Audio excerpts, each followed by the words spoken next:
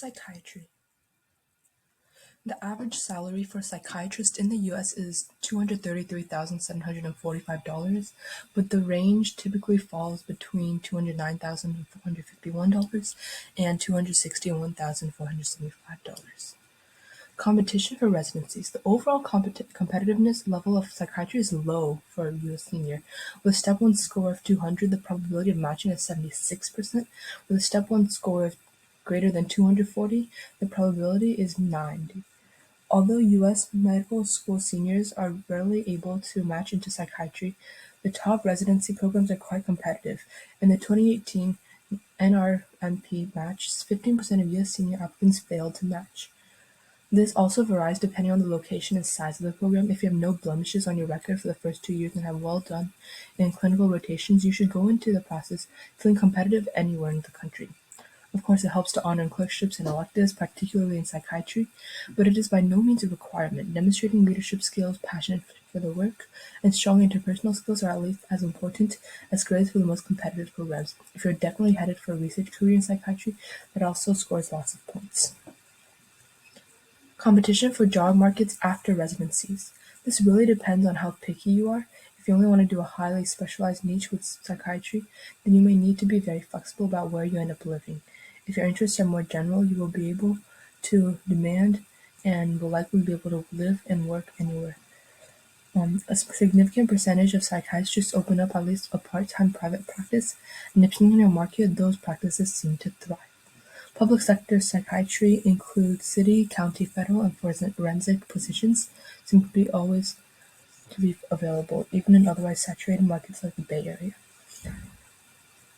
The best psychiatry residencies are University of California, San Francisco, MGH, Yale, New York Presbyterian, and UCLA. Personality. As is probably obvious, being a patient good listener is key, whether one is doing medication management or psychodynamic psychotherapy. Very much related to this, curiosity is quite important whether you are in the private practice, or in just the research setting. Being genuinely interested in understanding your patient's experience is key to any doctor-patient relationship. Psychiatry is less exact, a science than many fields, so one must be flexible and creative at times in treatment approaches. Variations in psychology. The field is incredibly diverse, though there are a wide variety of ways to discuss variations in psychiatry.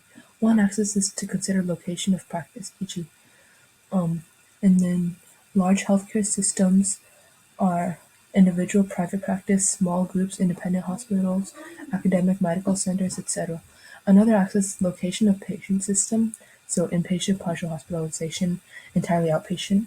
A third axis is the number of patients seen in any specific section, like individual, couples, or groups.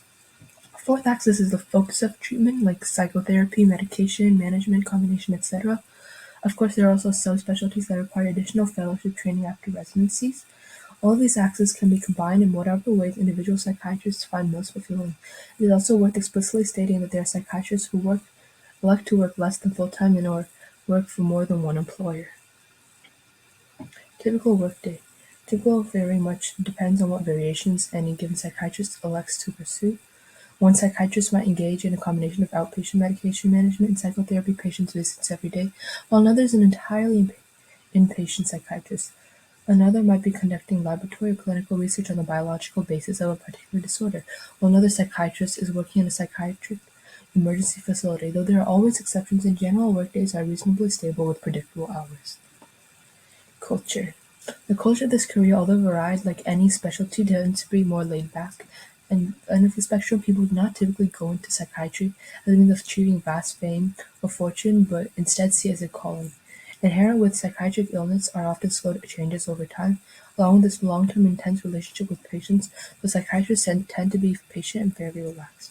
To be sure, psychiatry can be quite stressful, particularly if one chooses to work with more acutely ill patients.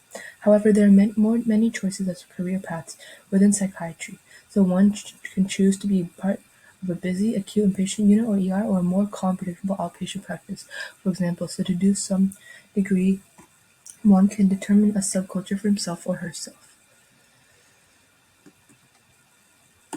Thank you.